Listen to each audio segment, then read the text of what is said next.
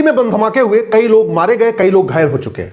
सवाल यह है कि भारत की राजधानी दिल्ली में बम धमाका क्यों होता है, चीन की राजधानी बीजिंग में बम धमाका क्यों नहीं होता? भारत के डॉक्टर, भारत के इंजीनियर, भारत के लेक्चरर, भारत के प्रोफेसर आतंकवादी क्यों बनते हैं, चीन के लेक्चरर आतंकवादी क्यों नहीं बनते, चीन के डॉक्टर आतंकवादी क्यों नहीं बनते? भारत में जो आतंकवाद बढ़ रहा है उसके लिए संविधान की शपथ लेने वाले सांसद, विधायक, मंत्री और जज जिम्मेदार हैं।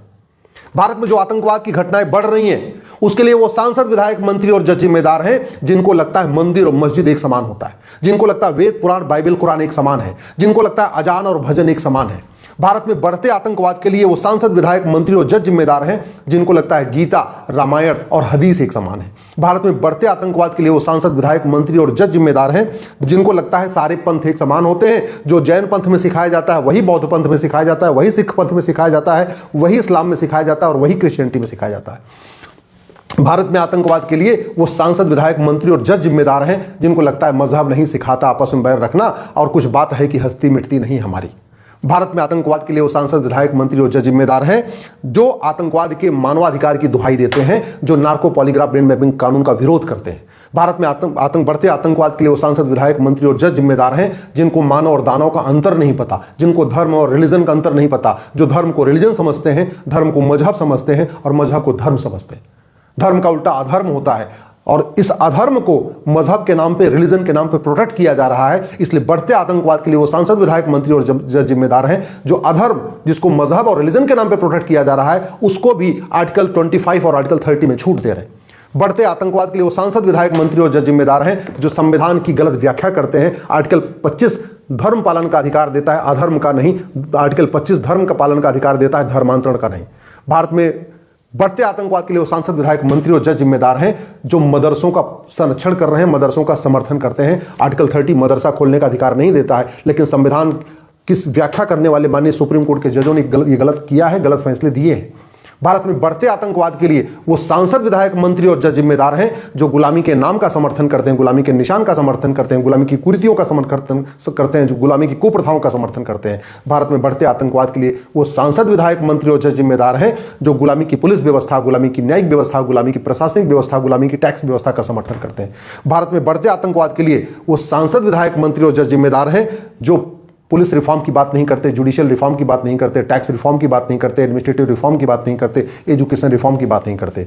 भारत में बढ़ते आतंकवाद के लिए वो सांसद, विधायक, मंत्री और जज जिम्मेदार हैं जो काला धन, हवाला, भ्रष्टाचार के खिलाफ मौन है, शांत होकर बैठे हुए हैं। भारत के बढ़ते आतंकवाद के लिए वो सांसद, विधायक, मंत्री और जज जिम्मेदार हैं जो विदेशी फंडिंग के खिलाफ मौन है। एफसीआरए के जरिए विदेशी फंडिंग हो रही है, बैंकों के जरिए फंडिंग हो रही है, इसके बावजूद भी ये लोग मौन बैठे हुए हैं, वो लोग जिम्मेदार हैं। भारत में बढ़ते आतंकवाद के लिए वो सांसद, विधायक, मंत्री और जज जिम्मेदार हैं जो लफ्ज़ जिहाद के खिलाफ कठोर कानून नहीं बना रहे, लैंड जिहाद के खिलाफ नहीं बात करते हैं, ड्रग जिहाद के खिलाफ नहीं बोलते हैं, वो घुसपैठ के खिलाफ नहीं बोलते हैं, धर्मांतरण के खिलाफ नहीं बोलते और जनसंख्या विस्फोट के खिलाफ नहीं बोल रहे हैं।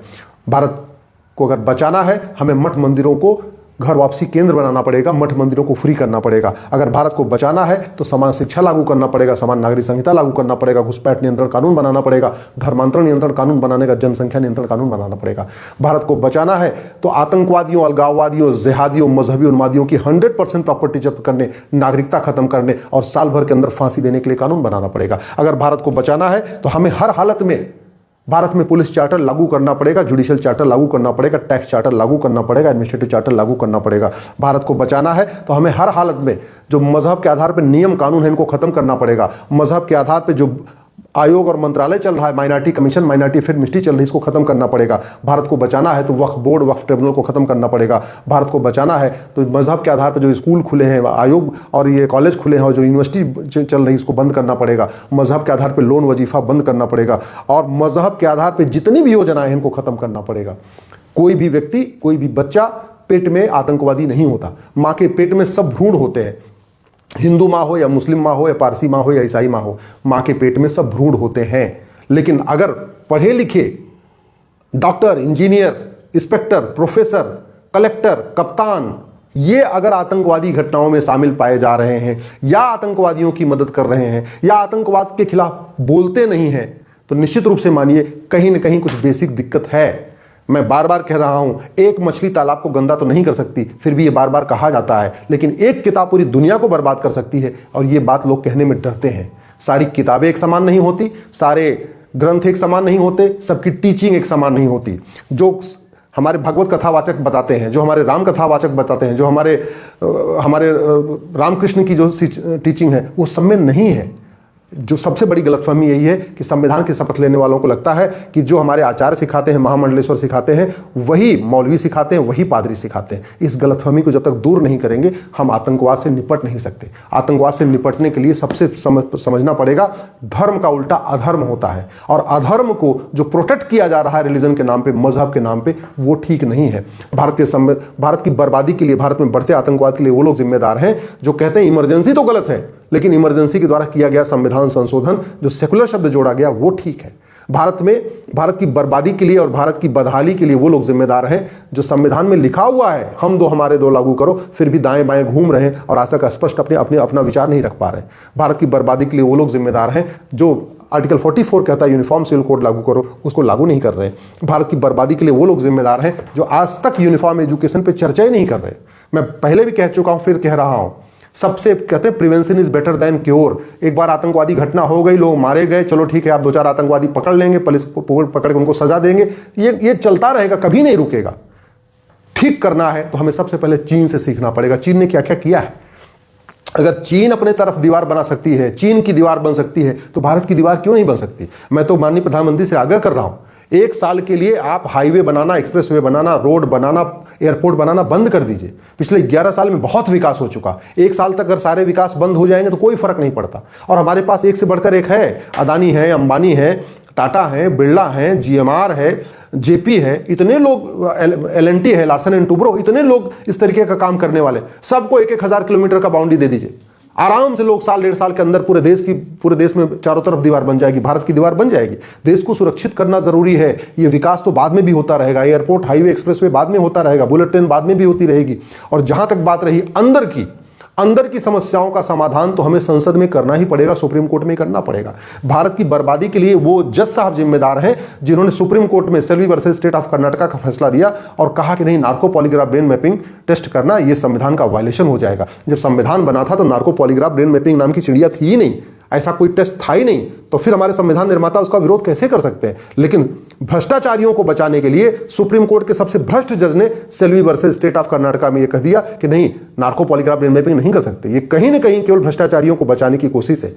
सुप्रीम कोर्ट ने एक और गलत फैसला दिया, जहां हमने जब सेकुलर को चैलेंज किया तो बोले अब तो 50 साल हो गया, अब सेकुलर को क्यों हटाना। अरे जब इमरजेंसी गलत है तो सेकुलर शब्द जोड़ना कैसे ठीक हो सकता है। सुप्रीम कोर्ट के और बहुत सारे गलत फैसले हुए हैं जो बार बार वो कह रहे हैं कि जो भारत में माइनॉरिटी है उसको अपना स्कूल खोलने का अधिकार है। अरे भारत में माइनॉरिटी है ही नहीं कोई। माइनॉरिटी वो होता है जिसकी संख्या 100 हो, 500 हो, 1000 हो, लाख हो, जिसकी संख्या करोड़ों में होती हो, माइनॉरिटी नहीं होती है। तो इस भारत में जो माइनॉरिटी मेजॉरिटी का खेल चल रहा है इसको बंद करना पड़ेगा, नहीं तो जो 1947 में हुआ वो 2047 में होगा। और सुप्रीम कोर्ट लगातार ये गलती कर रहा है कि माइनॉरिटी को डिफाइन नहीं कर रहा, माइनॉरिटी को आइडेंटिफाई करने की गाइडलाइन नहीं बना रहा है, और एक के बाद दूसरा, दूसरे के बाद तीसरा माइनॉरिटी का फैसला देता जा रहा है। माइनॉरिटी कौन है कुछ नहीं पता, फिर भी अलीगढ़ यूनिवर्सिटी को माइनॉरिटी का दर्जा मिल गया। माइनॉरिटी कौन है, माइनॉरिटी की क्या परिभाषा है, 1% वाला माइनॉरिटी, 1 लाख वाला माइनॉरिटी, कहीं कुछ नहीं लिखा, फिर भी जामिया को माइनॉरिटी का दर्जा दे दिया। इंजीनियरिंग कॉलेज माइनॉरिटी के नाम में खुल रहे हैं, इंजीनियरिंग मेडिकल कॉलेज माइनॉरिटी के नाम पे खुल रहे हैं, एमबीए के कॉलेज माइनॉरिटी के नाम पे खुल रहे हैं, लेकिन माइनॉरिटी कौन है कुछ पता ही नहीं है।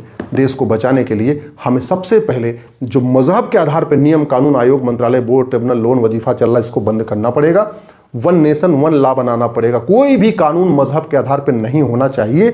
समान शिक्षा लागू करना पड़ेगा, समान नागरिक संहिता लागू करना पड़ेगा, घुसपैठ नियंत्रण कानून बनाना पड़ेगा, धर्मांतरण नियंत्रण कानून बनाना पड़ेगा, नशा नियंत्रण कानून बनाना पड़ेगा, जनसंख्या नियंत्रण कानून बनाना पड़ेगा। नहीं, और 1 साल के अंदर आतंकवादियों को फांसी देने के लिए कानून बनाना पड़ेगा, तब देश सुरक्षित होगा। नहीं, आज दिल्ली में बम धमाका हुआ, कल लखनऊ में होगा, परसों पटना में होगा, फिर बेंगलोर में होगा, फिर मुंबई में होगा, फिर अहमदाबाद में होगा। ऐसे धमाके होते रहेंगे, खबरें बनती रहेंगी, खबरें छपती रहेंगी, लेकिन इसका अस्थायी समाधान नहीं होगा। सवाल फिर वही है, जो समस्या भारत में है वो चीन में क्यों नहीं है।